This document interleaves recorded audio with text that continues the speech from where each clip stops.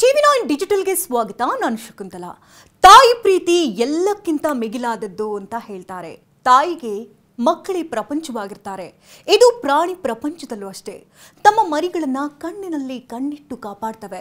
ಅದರಲ್ಲೂ ವಿಶೇಷವಾಗಿ ಭಾವನಾತ್ಮಕವಾಗಿ ನಾವು ಹೆಚ್ಚು ಕನೆಕ್ಟ್ ಆಗುವಂತಹ ಆನೆಯದ್ದು ಕೂಡ ಗಜಗರ್ಭವೇ ಸರಿ. ಬರೋಬ್ಬರಿ 22 ತಿಂಗಳು ಅಂದ್ರೆ 660 ದಿನ ತನ್ನ ಕಂದಮ್ಮನನ್ನ ಗರ್ಭದಲ್ಲಿರಿಸಿಕೊಂಡು ಇಡೀ ಕಾಡನ್ನ ಸುತ್ತುತ್ತಾ ಆನೆಗಳು ಸೂಕ್ಷ್ಮ ಪ್ರದೇಶಗಳನ್ನೆಲ್ಲ ಸುತ್ತಾಡ್ತವೆ.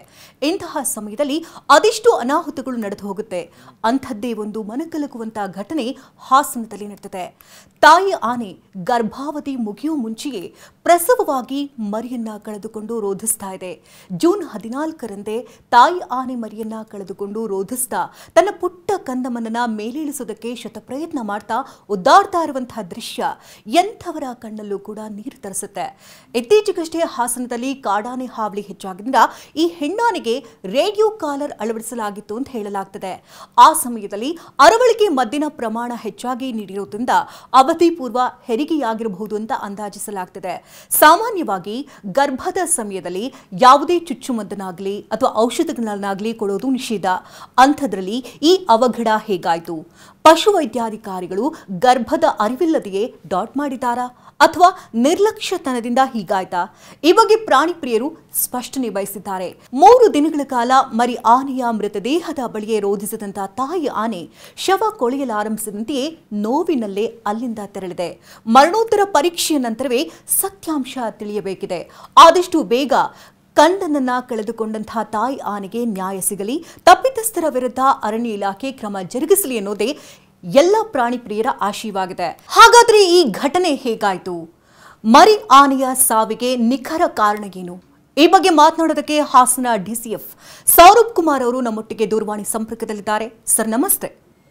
ನಮಸ್ತೆ ಸರ್, ಒಂದು ಮರಿಯನ್ನ ಕಳ್ಕೊಂಡಂತಹ ತಾಯಿ ಆನೆಯ ರೋಧನೆ ನೋಡ್ತಾ ಇದ್ರೆ ಎಂಥವರ ಕರಳು ಕೂಡ ಚುರುಕನ್ಸುತ್ತೆ. ಏನಾಗಿದೆ ಸರ್ ಆಕ್ಚುಲಿ? ಈ ಪರ್ಟಿಕ್ಯುಲರ್ ಘಟನೆ ಏನಾಗಿದೆ, ಶನಿವಾರ ಆ ಗುಂಪಿನಲ್ಲಿ ಆ ಮೆಟ್ರಿಯಾರ್ಕ್ ಇಲ್ಲ, ಇನ್ನೊಂದು ಆನೆ ಈ ಮರಿಗೆ ಬರ್ತ್ ಹಾಕಿದ್ದಾರೆ ಬೆಳಿಗ್ಗೆ ಶನಿವಾರ. ಆಮೇಲೆ ಬರ್ತ್ ಹಾಕಿದ ತಕ್ಷಣ ನ್ಯಾಚುರಲ್ ರೀಸನ್ಸ್ ಇಂದ ಆ ಡೆತ್ ಆಯ್ತು. ಕಾಫ್ದು ಸುಮಾರು ಸಲ ಆಗುತ್ತಾ. ಓಕೆ, ಅದ್ರಲ್ಲಿ ಏನಾಯ್ತು, after some hours the mother elephant ಯಾವ ತಾಯಿ ಬರ್ತ್ ಕೊಟ್ಟಿದ್ದಾರೆ ಆ ತಾಯಿ ಹೋಗ್ಬಿಟ್ಟಿದೆ ಗುಂಪು ಜೊತೆಗೆ ಬೇರೆ ಕಡೆ. ಬಟ್ ಮೆಟ್ರಿಯಾರ್ಕ್ ಏನಿದೆ, ಲೀಡ್ ಆಫ್ ದ ಗ್ರೂಪ್, ಅವರು ಇನ್ನೂ ಅಲ್ಲೇ ಇದ್ದಾರೆ ಫಾರ್ ಲಾಸ್ಟ್ 72 hours. ಅಂಡ್ ಅದು ಫೋಟೋ ಏನ್ ಸರ್ಕ್ಯುಲೇಟ್ ಆಗ್ತಾ ಇದೆ ಅದರಲ್ಲಿ ನೋಡಿ, ಆ ಮೆಟ್ರಿಯಾರ್ಕ್ ಏನಿದೆ, ರೇಡಿಯೋ ಕಾಲರ್ ಮೆಟ್ರಿಯಾರ್ಕ್, ಅದರ ಪಕ್ಕದಲ್ಲಿ ಇನ್ನೊಂದು ಜೀವಿತ ಕಾಫ್ ಇದೆ. ಆ ಕಾಫ್ದು ಅರೌಂಡ್ 2 years ವಯಸ್ಸಾಗಿದೆ. So the matriarch has not given to the dead calf. ಅದರಲ್ಲಿ ತಾವು ಹೇಳ್ತಿದ್ರಿನ ದಟ್ ಇದು ಟ್ರ್ಯಾಂಕ್ಯುಲೈಸಿಂಗ್ ಮಾಡಿದಾಗ ಟೈಮ್ಗೆ ಎಕ್ಸ್ಟ್ರಾ ಡೋಸ್ ಕೊಟ್ಟಾಗಿದೆ, ಅದು ಏನಿಲ್ಲ. ಬಿಕಾಸ್ ಆ ತಾಯಿ ಏನಿದೆ, ಆ ತಾಯಿ matriarch has given birth in 2023, captured and radio collared in December 2024, and ಈಗ ಇನ್ನು calf is also healthy, mother is also healthy. The death of calf in report ಆಗಿದೆ. ಆ ತಾಯಿ ಆಲ್ರೆಡಿ ಮೂವ್ ಆನ್ ಆಗಿದೆ ಅವರ ಗುಂಪು ಜೊತೆಗೆ. But matriarch is taking care and the calf death was due to natural reasons. There is nothing like radio tranquilizing or anything. ಈಗ ಅವಧಿ ಪೂರ್ವ ಜನನ ಆಗಿದೆ ಮರಿದು ಅನ್ನೋದ್ರ ಬಗ್ಗೆ ಮಾಹಿತಿ ಇದೆ. ಅಂದ್ರೆ ಅವಧಿಗೂ ಅಂದ್ರೆ 22 ತಿಂಗಳ ಕಾಲ ತಗೊಳುತ್ತಲ್ಲ ಸರ್, ಅದಕ್ಕೂ ಮುಂಚೆ ಹುಟ್ಟಿರುವಂತ ಮರಿನ ಇದು ಹೇಗೆ ಅಂತ? ವೈಲ್ಡ್ ಎಲಿಫೆಂಟ್ ನಾವು ಎಕ್ಸಾಮಿನೇಷನ್ ಮಾಡಕ್ಕೆ ಆಗಲ್ಲ. Okay, and if we need to do examination then again darting and other process has to be done. ಅದಕ್ಕೆ ನಾವು ಎಕ್ಸಾಮಿನೇಷನ್ ಮಾಡ್ತಾ ಇಲ್ಲ. ಬಟ್ ಸ್ಯಾಟರ್ಡೇ ಏನ್ ಕಾಫ್ ಬೆಸ್ಟ್ ಆಗಿದೆ, ಅದನ್ನ ನಾರ್ಮಲಿ ಏನು ಯಾವುದು ಪ್ರಾಣಿಗೆ ನಮ್ದು ಹ್ಯೂಮನ್ ಬೀಯಿಂಗ್ ಏನಾಗಿದೆ, with the advancement of technology, health sector improvements and all, our neonatal mortality has reduced. But wild has a separate natural process to control the population. ಅದರಲ್ಲಿ ಕೆಲವೊಂದು time tiger cubs 4-5 tiger cubs birth ಕೊಡ್ತದೆ. ಅದರಲ್ಲಿ most of the time 1 or 2 or something more will be living and others will die in the process. Okay, so that is a natural process. ಈ natural process ಪ್ರಕಾರ Saturday ಆಗಿದೆ. Sir, ನಮಗೆ ಸಿಕ್ಕಿರುವಂತ ಮಾಹಿತಿ ಪ್ರಕಾರ ಈ ಗುಂಪಲ್ಲಿ ಹೋಗ್ಬೇಕಾದ್ರೆ ಆನೆಗಳನ್ನ ಹಿಡಿದು ರೇಡಿಯೋ ಕಾಲರ್ ಅಳವಡಿಸುವಂತಹ ಸಂದರ್ಭದಲ್ಲಿ ಈ ಪ್ರೆಗ್ನೆಂಟ್ ಇರುವಂತಹ ಆನೆಗೆ ಟ್ರಾಂಕ್ಯುಲೈಸ್ ಮಾಡಲಾಗಿದೆ. ಅದು ಓವರ್ ಡೋಸ್ ನಿಂದ ಈ ರೀತಿ ಆಗಿದೆ ಅನ್ನೋದ್ರ ಬಗ್ಗೆ ನಾನು ಅದೇ ಹೇಳಿದ್ದೀನಿ, ಯಾವ ಆನೆಗೆ ನಾವು ಟ್ರಾಂಕ್ಯುಲೈಸ್ ಮಾಡಿದೀವಿ ಆ ಆನೆ 2023 ನಲ್ಲಿ ಬರ್ತ್ ಕೊಟ್ಟಿದ್ರು. ಆ ಆನೆದು ಕಾಫ್ ಏನಿದೆ ಇನ್ನೂ ಹೆಲ್ದಿ ಇದೆ, ಆ ಮೆಟ್ರಿಯಾರ್ಕ್ ಜೊತೆಗೇನೆ ಇದೆ. ಆಮೇಲೆ ಆ ಆನೆಗೆ ನಾವು ಡಿಸೆಂಬರ್ 2024 ನಲ್ಲಿ ಮಾಡಿದೀವಿ ಡಾಟಿಂಗು. ಅಂಡ್ ಲಾಸ್ಟ್ 7 months ಇಂದ ನಮ್ಗೆ ಏನ್ ರೇಡಿಯೋ ಕಾಲರ್ ಮಾಹಿತಿ ಸಿಗ್ಬೇಕಾಗಿತ್ತು ಅದು ಸಿಗ್ತಾ ಇದೆ. So radio and overdose ಏನಿದೆ ಅದರದ್ದು results should come in some times. ಅಂದ್ರೆ ಈ ಆನೆಗೆ ಟ್ರಾಂಕ್ಲೈಸ್ ಮಾಡಿಲ್ಲ ಅಥವಾ ರೇಡಿಯೋ ಕಾಲರ್ ಅಳವಡಿಕೆ ಮಾಡಿಲ್ಲ ಅಂತಾನ ಹೇಳ್ತಾರ ತಾವು? ತಾಯಿ ಏನಿದೆ ಆ ಕಾಫ್ ಏನ್ ಡೆತ್ ಆಯ್ತು ಅವ್ರದ್ದು ತಾಯಿಗೆ ಯಾವಾಗಲೂ not even in any time there has been no darting attempt, no tranquilising or any attempt in that mother. So ಇದು ಕಾಡಾನೆ ಆಗಿದೆ. ಇದು ನಾರ್ಮಲ್ ಆಗಿ ಹೇಗೆ ಡೆಲಿವರಿ ಆಗುತ್ತೋ ಅದೇ ರೀತಿನಲ್ಲಾಗಿ ಅವಘಡಗಳಿಂದ ಈ ರೀತಿ ಆಗಿದೆ ಅನ್ನೋದ್ರ ಬಗ್ಗೆ ಸ್ಪಷ್ಟನೆ ಕೊಡ್ತಿದ್ದೀರಿ. ಅದೇ ಕಾಡಾನೆ ಇದೆ, ಅದಕ್ಕೆ we cannot go very near to it for examination and other things. ಯಾವ್ದು ಎಕ್ಸಾಮಿನೇಷನ್ ಮಾಡಬೇಕಾಗಿದ್ರೇನು it will be this thing darting and then processing only. So that's why we are not going, but whatever needs to alerting and other thing needs to be done in and around the villages ಅದು ಮಾಡ್ತಾ ಇದ್ದೀವಿ.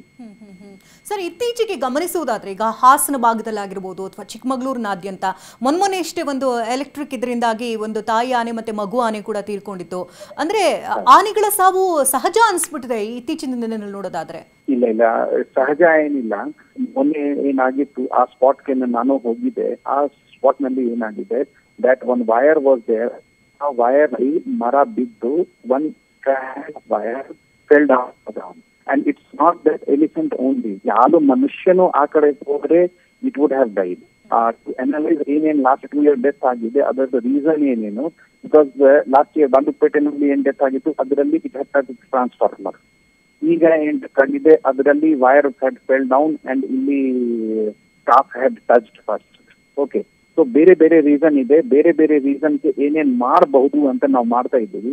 But ಯಾವ ಕಾರಣಕ್ಕೆ ಯಾವ ಇದಕ್ಕೆ ನಾವು ಆನೆ ಸಾವಿಗೆ ಸಹಜ ತಗೊಳ್ಳಲ್ಲ. Each case we analyse and whatever improvement needs to be done ಅದು ನಾವು ಮಾಡ್ತಾ ಇದ್ದೀವಿ.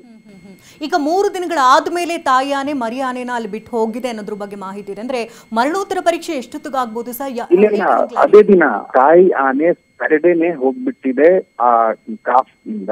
ಓಕೆ, ಯಾವ ಆನೆ ಈಗ ಜೊತೆಗೆ ಇದೆ ಆ ಆನೆ ಮೆಟ್ರಿಯಾರ್ಕ್ ಇದೆ, ಹೆಡ್ ಆಫ್ ದ ಹರ್ಡ್. ಅಂದ್ರೆ ಗುಂಪಿನ ನಾಯಕತ್ವ ವಹಿಸಿದಂತ ಆನೆಯೇ ಇಲ್ಲಿ ಮರಿಯನ್ನ ಬಿಟ್ಟು ಹೋಗಿರೋದ್ರಿಂದ ಇದಾಗಿದೆ. ಆನೆ ಜೊತೆಗೆ ಇದೆ, ಈಗ ತಾಯಿ ಜೊತೆಗೆ ಇಲ್ಲ. ಅದಕ್ಕೆ ನೋಡ್ತಾ ಇದ್ದೀರಾನಾ ಆ ಆನೆ ಗುಂಪು ನಾಯಕ ಯಾರಿದ್ದಾರೆ ಅವ್ರದ್ ಮೇಲೆ ರೇಡಿಯೋ ಕಾಲರ್ ಹಾಕ್ತೀವಿ, ಅವ್ರದ್ದು ಫೋಟೋ ಬರ್ತಾ ಇದೆ, but not the mother elephant. ಅಂದ್ರೆ ಆ ತೀರ್ಕೊಂಡಿದ್ದಂತಹ ಜಾಗದಲ್ಲಿ ಬೇರೆ ಆನೆ ಹೋಗಿ ಅದನ್ನ ಟೇಕ್ ಕೇರ್ ಮಾಡ್ತಾ ಇತ್ತು ಅಂತ ಹೇಳ್ತಿರೋದ ತಾವು? Yes, the leader of the group. Okay, thank you sir TV nine ಜೊತೆಗೆ ಮಾತನಾಡೋದಕ್ಕಾಗಿ. ಒಟ್ಟಾರೆಯಾಗಿ ಈ ಘಟನೆ ನಡೆದಂತಹ ಸಂದರ್ಭದಲ್ಲಿ ರೇಡಿಯೋ ಕಾಲರ್ ಅಳವಡಿಸುವಂತಹ ಆನೆ ಅದಾಗಿಲ್ಲ, ಬೇರೆ ಮತ್ತೊಂದು ಆನೆ ಅಲ್ಲಿ ಬಂದು ನಿಂತ್ಕೊಂಡು ಮಗುವನ್ನು ಟೇಕ್ ಕೇರ್ ಮಾಡ್ತಾ ಇತ್ತು. ಅಷ್ಟರಲ್ಲಾಗಲೇ ಮರಿ ಆನೆ ಸತ್ತಿತ್ತು ಅನ್ನೋದ್ರ ಬಗ್ಗೆ ಮಾಹಿತಿಯನ್ನು ನೀಡ್ತಾ ಇದ್ದಾರೆ. ಒಟ್ಟಾರೆಯಾಗಿ ಮರಣೋತ್ತರ ಪರೀಕ್ಷೆ ನಂತರ ಒಂದು ಸ್ಪಷ್ಟತೆ ಈ ವಿಚಾರದಲ್ಲಿ ಸಿಗಲಿದೆ. ಇನ್ನಾದರೂ ಈ ರೀತಿ ಅವಘಡಗಳು ಆಗದೇ ಇರಲಿ ಅನ್ನೋದೇ ನಮ್ಮ ಆಶಯ.